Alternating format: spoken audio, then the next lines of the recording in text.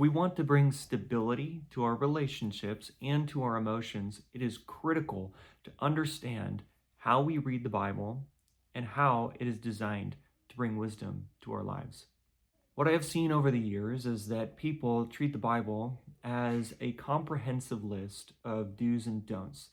It is kind of like a list that can be memorized to diagnose any problem. You can treat it like an equation, A plus B equals C, that you have this symptom and this lived experience, and so therefore this is the answer to this person's problem.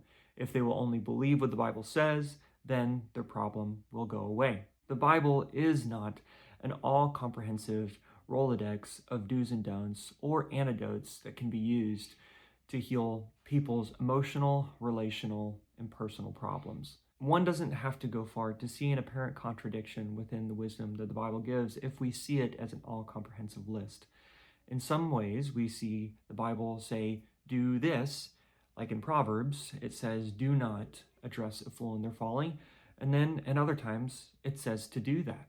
Well, how do I then tell the difference between when I should answer a fool in his folly and when I should not? Well, it doesn't say. Sometimes Jesus applies certain wisdom to the greedy in one way, and in another time, he says something else. So that presents us with the first problem. When we treat the Bible as a catalog, it's not all comprehensive. And number two, when you treat people's problems like an equation or a machine that just needs to be broken down in order to know how to fix it, then you remove the human element.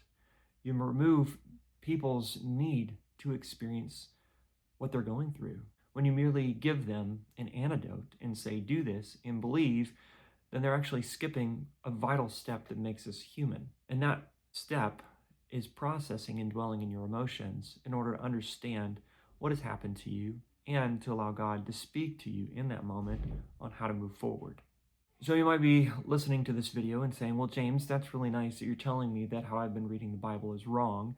Well, then how would you suggest that I approach reading the Bible? You approach it as you would a novel. You would approach it as you would a movie. That there is something in our brains called mirroring neurons, whether you see something or read something, because Jesus, when he described the parables that he did, that people relived them in their imaginations, in the theater of their mind. Studies have shown that when you witness somebody else doing something, that those same neurons that fire when you are active in whatever activity that someone is doing, when you watch them do it, your brain does the same thing. So this actually helps develop empathy. It helps develop a deeper understanding of what someone has gone through and how to show them compassion, how to show them understanding. One of the greatest desires we all have is to be seen and to be understood.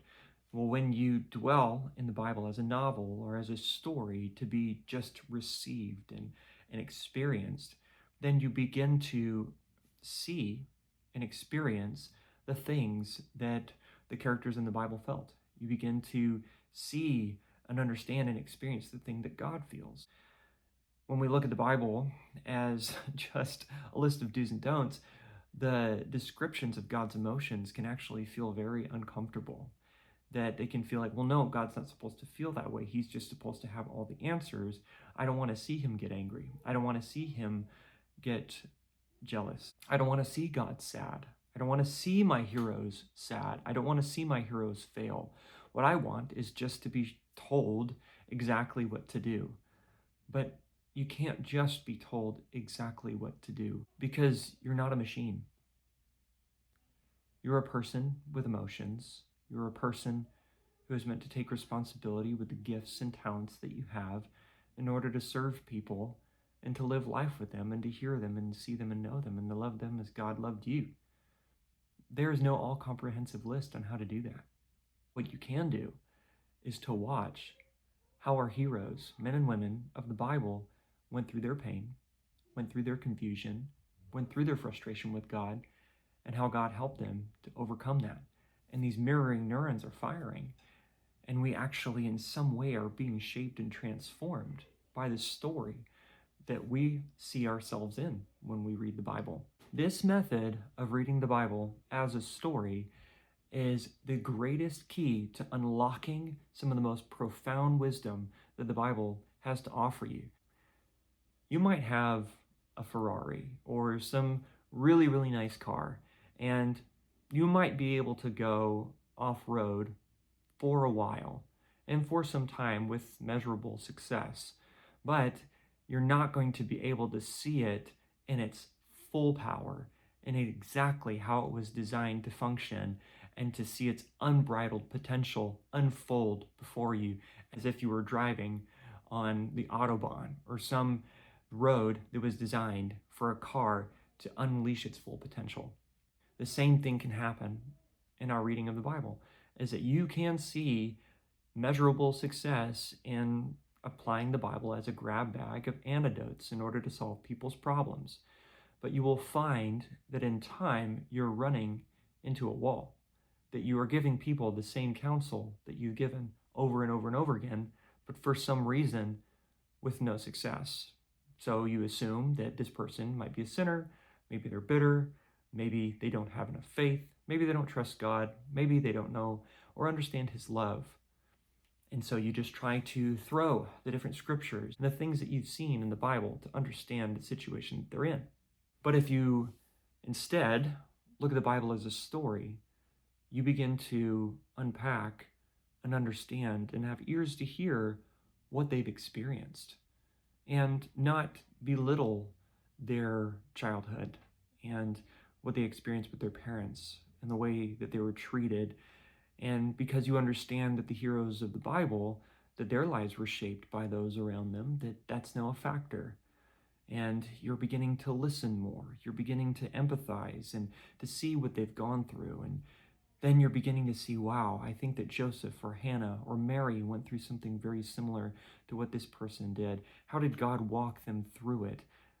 Well, let me begin to walk them through this. And now the wound, or the thing that seemed to be so hard to pin down and diagnose, begins to come to the surface because this person has processed their pain. They haven't just been told, well, this is what the Bible says about your pain, so believe it and you'll be changed.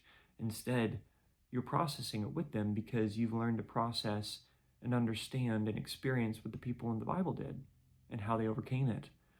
And so you begin to walk through that same process with the person that you're giving counsel to. And then you find them beginning to have peace with their past and with their present pain. And then they end up hearing from God himself, just like Hannah heard from God herself, or how Mary heard from God herself, or Joseph, or anybody, and they heard from God themselves. And so then we begin to see how Paul, when he's writing to these churches, that he's writing to people with particular problems, and he is immersing himself in their problem, and he is feeling their wounds and their pains and walking through it with them, and not just implementing some rule that he has learned from a textbook called the Scriptures. No, he is walking through it with them, just as Jesus walked through our problems with us. I just want to make this point very clear, that when we treat the Bible as a grab bag of antidotes that can be used to solve people's problems, we disconnect ourselves from our emotions.